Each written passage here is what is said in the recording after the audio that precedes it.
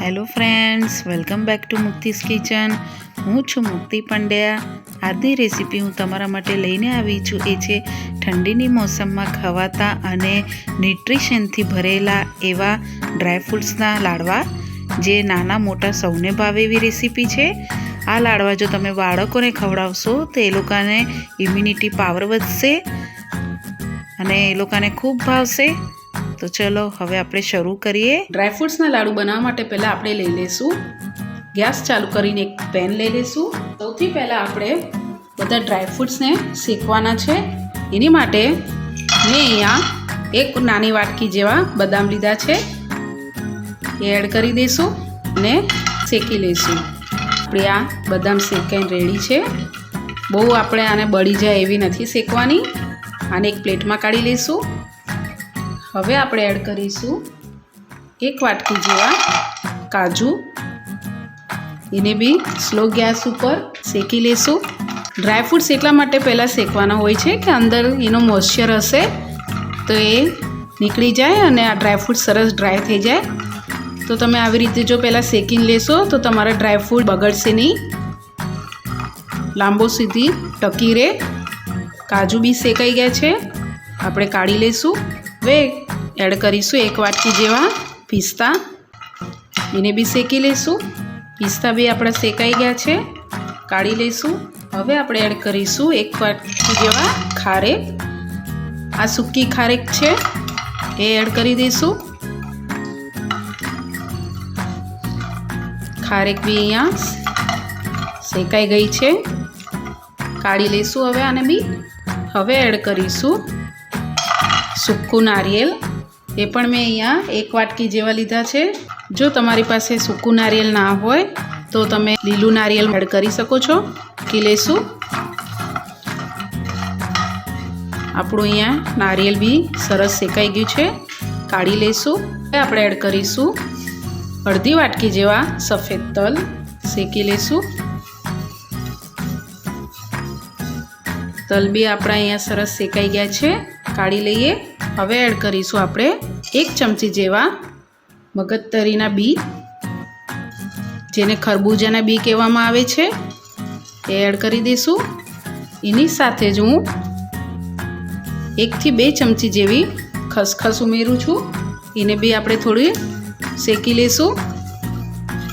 અહીંયા ખસખસ અને મગજતરીના બી સરસ શેકાઈ ગયા છે, કાઢી લઈશું. હવે એડ કરીશું આપણે એક વાટકી જેવા મખાના, એને બી શેકી લઈશું. અહીંયા આપણા મખાના બી શેકાઈને રેડી છે, એક પ્લેટમાં કાઢી લઈશું. હવે એડ કરીશું આપણે કિસમિસ. મેં અહીંયા 2 પ્રકારની કિસમિસ લીધી છે, એક આપણી નોર્મલ જે બ્રાઉન કલરની આવે છે એ, અને એક બ્લેક કલરની. બ્લેક કલરની ક્વોન્ટિટી ઓછી રાખી છે, એડ કરી દઈશું. કિસમિસ શેકાઈને રેડી છે, આને બી એક પ્લેટમાં કાઢી લઈશું.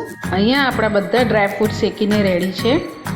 તમારી પાસે જો જે ડ્રાયફ્રૂટ્સ અવેલેબલ ના હોય તો તમે સ્કીપ બી કરી શકો છો, અને તમને જે ડ્રાયફ્રૂટ્સ વધારે ભાવે તમે ઓછી વધતી બી કરી શકો છો. હવે આપણે આને થોડા ઠંડા થવા દઈશું. અહીંયા મેં એક મિક્સર જારના બાઉલમાં બધા ડ્રાયફ્રૂટ્સ લઈ લીધા છે. આમાં મખાના, કાજુ, બદામ, પિસ્તા, ખારેક અને નારિયેલ આટલા જ પહેલાં એકસાથે પીસવાના રહેશે. તલ અને મગજતરીના બી અને ખસખસ અને કિસમિસ એ આની જોડે નાખવાના નથી. અહીંયા આપણા બધા ડ્રાયફ્રૂટ્સ શેકીને રેડી થઈ ગયા છે. આ રીતનું દરદરું પીસવાનું, તમને હું બતાવું. બહુ આપણે પાવડર ફોર્મમાં બી નથી પીસવાનું અને બહુ આખા ટુકડા બી નહીં રાખવાના. આ રીતનું પીસીને રેડી કરવાનું. આપણે આને એક પ્લેટમાં કાઢી લઈએ. બધું પીસેલું આપણે એક પ્લેટમાં લઈ લીધું છે. હવે આપણે ફરીથી સેમ બાઉલ લઈ લઈશું મિક્સરનું. એમાં આપણે જે ખસખસ અને મગજતરી શેકીને રાખી હતી એ એડ કરી દઈશું અને તલ એડ કરી દઈશું સફેદ. હવે એડ કરીશું આપણે જે કિસમિસ 2 પ્રકારની, એ પણ એડ કરી દઈશું. આ આપણે ડ્રાયફ્રૂટ સાથે પીસવાનું નથી, કારણ કે આમાંથી તલમાંથી તેલ છૂટે અને કિસમિસ આપણી મોઇશ્ચરવાળી હોય, એટલા માટે આ જોડે નહીં પીસવાનું. હવે આપણે આને અધકચરું પીસી લઈશું. અહીંયા આપણે તલ, મગજતરીના બી, ખસખસ અને કિસમિસ સરસ પીસાઈને રેડી થઈ ગઈ છે. આને બી આપણે કચરી પીસવાની રહેશે. તમારા બાળકોને લાડવામાં કિસમિસ આખી ભાવતી હોય તો તમે પીસવામાં કિસમિસ નહીં નાખતા. હવે આપણે લાડુ બનાવવાનું શરૂ કરીએ. આપણે ગેસ ચાલુ કરીને એક પેન મૂકી દઈશું. એમાં આપણે એડ કરીશું ગોળ એડ કરી દેવાનો છે. મેં અહીંયા 1 વાટકા જેટલો ગોળ લીધો છે. બધા આપણા ડ્રાયફ્રૂટ્સ જે લીધા હતા એ બધા પીસીને આપણો 1 વાટકો જેવો ડ્રાયફ્રૂટ્સ થયા છે. તો એ પ્રમાણે તમારે અહીંયા ગોળ લેવાનું રહેશે. ગેસની ફ્લેમ તમારે અહીંયા સ્લો રાખવાની. હવે આપણે આમાં એડ કરીશું 2 ચમચી જેવું પાણી. મિક્સ કરી લેશું. ગેસની ફ્લેમ મીડિયમ રાખવાની. અહીંયા ગોળ તમે તમારા ટેસ્ટ પ્રમાણે ઓછો વધતો તમે કરી શકો છો. ગોળ અહીંયા તમારે કાપીને જ લેવાનો જેથી એ જલ્દી પીગળી જાય. અહીંયા આપણે ગોળની પાયો બનાવવાનો નથી. અહીંયા આપણો ગોળ સરસ પીગળીને રેડી થઈ ગયો છે. એકદમ સરસ આવી રીતે ઉપર જાગ આવી જાય એ રીતનું ફોર્મમાં આવી જાય એટલે આ ગેસને આપણે સ્લો કરીને 1 મિનિટ જેવું ખાલી આને હલાવવાનું અને પછી ગેસની ફ્લેમ આપણે બંધ કરી દઈશું. અને તરત જ આપણે જે ડ્રાયફ્રૂટ્સ આપણે પીસીને રાખ્યા હતા એમાં એડ કરી દેવાનું. મિક્સ કરી લઈશું થોડું. હવે આ મિક્સ થાય પછી આપણે આમાં એડ કરીશું સૂંઠ પાવડર. અડધી ચમચી જેવું આપણે ગંઠોડા પાવડર એડ કરીશું.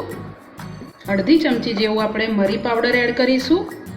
છોકરાઓને તીખા અને ઘડિયા એવા લાડુ હશે તો આ ભાવશે જરૂરથી. 1 ચમચી મેં જાયફળ અને એલચીનો પાવડર છે એડ કરી દઈશું. સરસ રીતે આપણે મિક્સ કરી લેવાનું આ બધી વસ્તુને. અહીંયા આપણું આ બધું સરસ મિક્સ થઈ ગયું છે. હવે આપણે આને અહીંયા આપણું આ હાથ અડાય એવું એટલું ઠંડુ થઈ ગયું છે. હવે આપણે એડ કરીશું આમાં 1 ચમચી જેવું ઘી. અહીંયા મેં ચોખ્ખું ઘી લીધું છે. મસળી લેશું. અહીંયા આપણે ઉપરથી ઘી એટલા માટે નાખ્યું લાડવા એકદમ હેલ્ધી બનશે. હવે આપણે મીડિયમ સાઇઝના આપણે લાડવા વાળી દઈશું. જેમ આપણે નોર્મલ લાડવા બનાવીએ છીએ ઘરમાં વાર તહેવારે એવી રીતે લાડવા બનાવી દેવાના. અમારે અહીંયા કઈ સાઇઝના લાડવા બનાવવા છે એ પ્રમાણે બનાવવાના. મેં અહીંયા મીડિયમ સાઇઝના લાડવા બનાવ્યા છે. આ રીતના લાડવા બનીને રેડી થવા જોઈએ. હવે આપણે બધા લાડવા આવી રીતે બનીને રેડી કરી દઈએ. અહીંયા આપણા બધા ડ્રાયફ્રૂટ્સના લાડવા બનીને રેડી છે.